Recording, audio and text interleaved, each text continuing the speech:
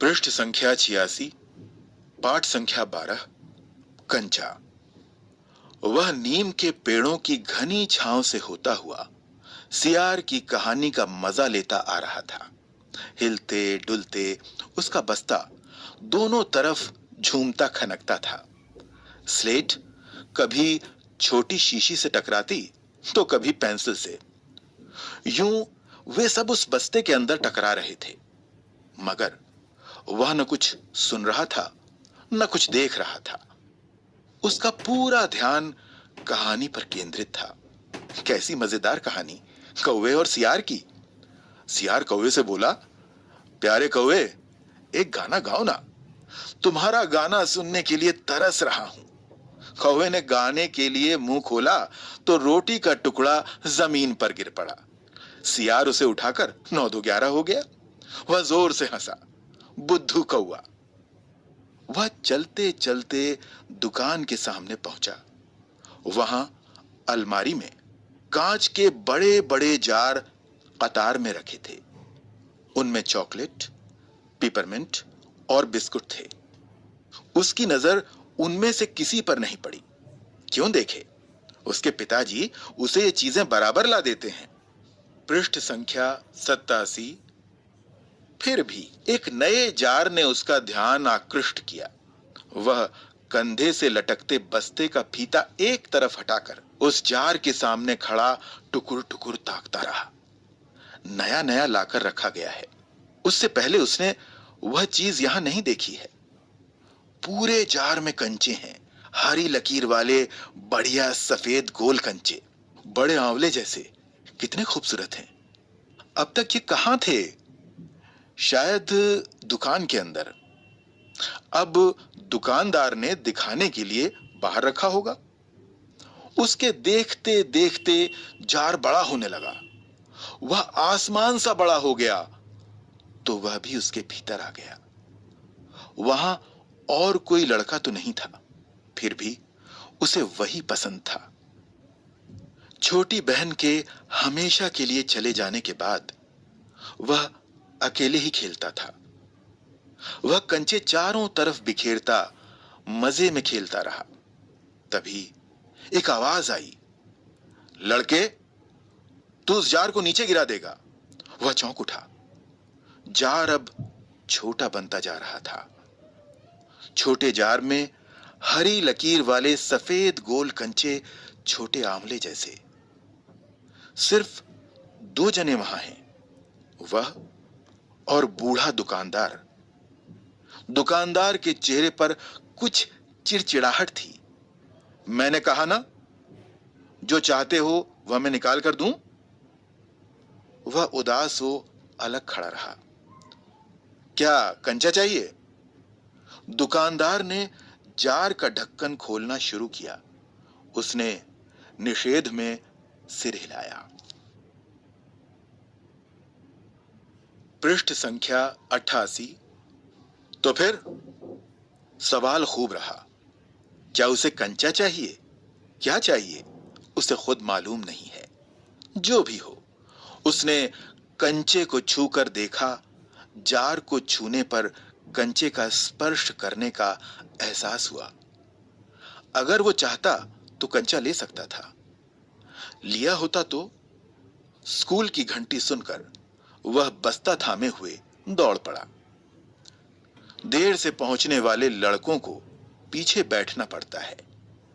उस दिन वही सबके बाद पहुंचा था, इसलिए वह चुपचाप पीछे की बेंच पर बैठ गया। सब अपनी अपनी जगह पर हैं। रामन अगली बेंच पर है। वह रोज समय पर आता है। तीसरी बेंच के आखिर में मल्लिका के बाद अम्मू बैठी है। जॉर्ज दिखाई नहीं पड़ता। लड़कों के बीच जॉर्ज ही सबसे अच्छा कंचे का खिलाड़ी है। कितना भी बड़ा लड़का उसके साथ खेले, जॉर्ज से मात खाएगा। हारने पर यूं ही विदा नहीं हो सकता। हारे हुए को अपनी बंद मुट्ठी जमीन पर रखनी होगी। तब जॉर्ज कंचा चलाकर बंद मुट्ठी के जोड़ों की हड्डी तोड़ेगा। जॉर्ज क्यों नहीं आया? अरे हां, जॉर्ज को बुखार है ना? उसे रामन ने यह सूचना दी थी। उसने मल्लिका को सब बताया था। जॉर्ज का घर रामन के घर के रास्ते में पड़ता है। पृष्ठ संख्या 89। अप्पू कक्षा की तरफ ध्यान नहीं दे रहा है। मास्टर जी, उसने हड़बड़ी में पुस्तक खोलकर सामने रख ली। रेलगाड़ी का सबक था। रेलगाड़ी रेलगाड़ी, पृष्ठ 37। घर पर उसने यह पाठ पढ़ लिया है। मास्टर जी बीच बीच में बेंत से मेज ठोकते हुए ऊंची आवाज में कह रहे थे, बच्चों, तुम में से कई ने रेलगाड़ी देखी होगी। उसे भाप की गाड़ी भी कहते हैं, क्योंकि उसका यंत्र भाप की शक्ति से ही चलता है। भाप का मतलब पानी से निकलती भाप से है। तुम लोगों के घरों के चूल्हे में भी। अप्पू ने भी सोचा, रेलगाड़ी। उसने रेलगाड़ी देखी है। छुक छुक, यही रेलगाड़ी है। वह भाप की भी गाड़ी का मतलब। मास्टर जी की आवाज अब कम ऊंची थी। वे रेलगाड़ी के हर एक हिस्से के बारे में समझा रहे थे। पानी रखने के लिए एक खास जगह है। इसे अंग्रेजी में बॉयलर कहते हैं। यह लोहे का बड़ा पीपा है। लोहे का एक बड़ा कांच का जार, उसमें हरी लकीर वाले सफेद गोल कंचे, बड़े आंवले जैसे। जॉर्ज जब अच्छा होकर आ जाएगा तब उससे कहेगा। उस समय जॉर्ज कितना खुश होगा। सिर्फ वे दोनों खेलेंगे और किसी को साथ खेलने नहीं देंगे। उसके चेहरे पर चौक का टुकड़ा आ गिरा। अनुभव के कारण वह उठकर खड़ा हो गया। मास्टर जी गुस्से में हैं। अरे, तू उधर क्या कर रहा है? उसका दम घुट रहा था। बोल। वह खामोश खड़ा रहा। क्या नहीं बोलेगा? वे अप्पू के पास पहुंचे। सारी कक्षा सांस रोके हुए उसी तरफ देख रही है। उसकी घबराहट बढ़ गई। पृष्ठ संख्या 90। मैं अभी किसके बारे में बता रहा था? कर्मठ मास्टर जी उस लड़के का चेहरा देखकर समझ गए कि उसके मन में और कुछ है। शायद उसने पाठ पर ध्यान दिया भी हो। अगर दिया है तो उसका जवाब उसके मन से बाहर ले आना है। इसी में उनकी सफलता है। हां हां, बता, डरना मत। मास्टर जी ने देखा, अप्पू की जबान पर जवाब था, हां हां। वह कांपते हुए बोला, कंचा। कंचा? वे सकपका गए। कक्षा में भूचाल आ गया। Stand up. मास्टर साहब की आंखों में चिंगारियां सुलग रही थीं। अप्पू रोता हुआ बेंच पर चढ़ा। पड़ोसी कक्षा की टीचर ने दरवाजे से झांक कर देखा, फिर सम्मिलित हंसी। रोकने की पूरी कोशिश करने पर भी वह अपना दुख रोक नहीं सका। सुबकता रहा। रोते रोते उसका दुख बढ़ता ही गया। सब उसकी तरफ देख देख कर उसकी हंसी उड़ा रहे हैं। रामन, मल्लिका, सब। बेंच पर खड़े खड़े उसने सोचा, दिखा दूंगा सबको। जॉर्ज को आने दो। जॉर्ज जब आए, जॉर्ज के आने पर वह कंचे खरीदेगा। इनमें से किसी को वह खेलने नहीं बुलाएगा। कंचे को देख ये ललचाएंगे। इतना खूबसूरत कंचा है। हरी लकीर वाले सफेद गोल कंचे, बड़े आंवले जैसे। तब शक हुआ, कंचा मिले कैसे? क्या मांगने पर दुकानदार देगा? जॉर्ज को साथ लेकर पूछे तो? नहीं दे तो? किसी को शक हो तो पूछ लो। मास्टर जी ने उस घंटे का सबक समाप्त किया। पृष्ठ संख्या 91। क्या किसी को कोई शक नहीं? अप्पू की शंका अभी दूर नहीं हुई थी। वह सोच रहा था, क्या जॉर्ज को साथ ले चलने पर दुकानदार कंचा नहीं देगा? अगर खरीदना ही पड़े तो कितने पैसे लगेंगे? रामन ने मास्टर जी से सवाल किया और उसे सवाल का जवाब मिला। अम्मिणी ने शंका का समाधान कराया। कई छात्रों ने यह दोहराया। अप्पू, क्या सोच रहे हो? मास्टर जी ने पूछा। पूछ लो ना, शंका क्या है? शंका जरूर है। क्या जॉर्ज को साथ ले चलने पर दुकानदार कंचे देगा? नहीं तो कितने पैसे लगेंगे? क्या 5 पैसे में मिलेगा? 10 पैसे में? क्या सोच रहे हो? पैसे? क्या? कितने पैसे चाहिए? किसके लिए? वह कुछ नहीं बोला। हरी लकीर वाले सफेद गोल कंचे उसके सामने से फिसलते गए। मास्टर जी ने पूछा, क्या रेलगाड़ी के लिए? उसने सिर हिलाया। बेवकूफ, रेलगाड़ी को पैसे से खरीद नहीं सकते। अगर मिले तो उसे लेकर क्या करेगा? पृष्ठ संख्या 92। वह खेलेगा, जॉर्ज के साथ खेलेगा, रेलगाड़ी नहीं, कंचा। चपरासी एक नोटिस लाया। मास्टर जी ने कहा, जो फीस लाए हैं वे ऑफिस जाकर जमा कर दें। बहुत से छात्र गए। राजन ने जाते जाते अप्पू के पैर में चिकोटी काट ली। उसने पैर खींच लिया। उसे याद आया, उसे भी फीस जमा करनी है। पिताजी ने उसे 1.5 रुपया इसके लिए दिया है। उसने अपनी जेब टटोल कर देखा। 1 रुपए का नोट और 50 पैसे का सिक्का। वह बेंच से उतरा। किधर?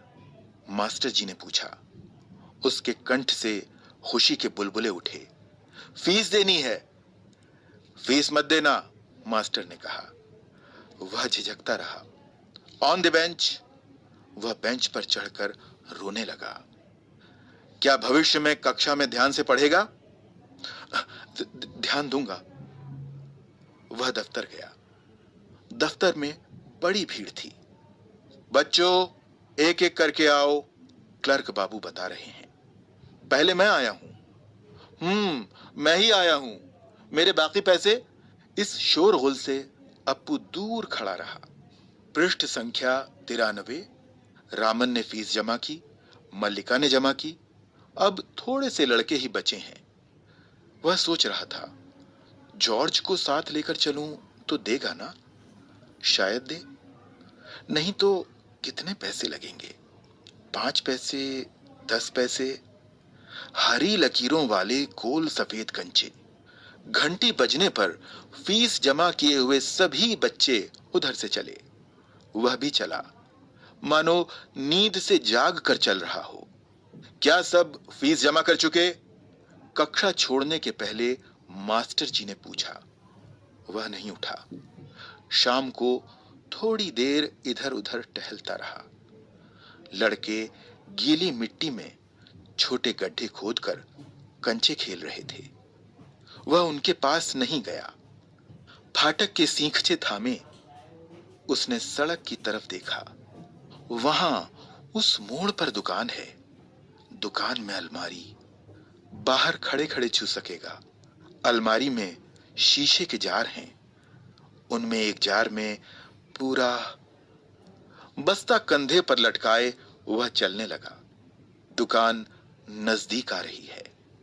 उसकी चाल की तेजी बढ़ी। वह अलमारी के सामने खड़ा हो गया। दुकानदार हंसा।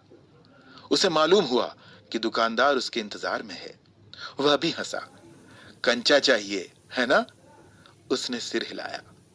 पृष्ठ संख्या 94। दुकानदार जार का ढक्कन जब खोलने लगा तब अप्पू ने पूछा, अच्छे कंचे हैं ना? बढ़िया, फर्स्ट क्लास कंचे। तुम्हें कितने कंचे चाहिए?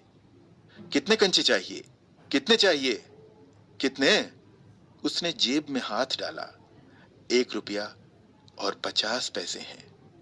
उसने वह निकाल कर दिखाया। दुकानदार चौंका। इतने सारे पैसों के?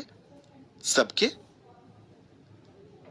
पहले कभी किसी लड़के ने इतनी बड़ी रकम से कंचे नहीं खरीदे थे। इतने कंचों की जरूरत क्या है? वह मैं नहीं बताऊंगा। दुकानदार समझ गया। वह भी किसी जमाने में बच्चा रहा था। उसके साथी मिलकर खरीद रहे होंगे। यही उनके लिए खरीदने आया होगा।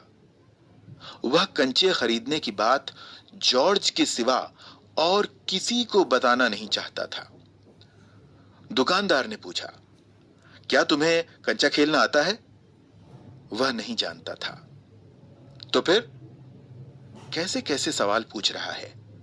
उसका धीरज जवाब दे रहा था। उसने हाथ फैलाया, दे दो। दुकानदार हंस पड़ा। वह भी हंस पड़ा। कागज की पोटली छाती से चिपटाए वह नीम के पेड़ों की छांव में चलने लगा। कंचे अब उसकी हथेली में हैं, जब चाहे बाहर निकाल ले। उसने पोटली हिलाकर देखा।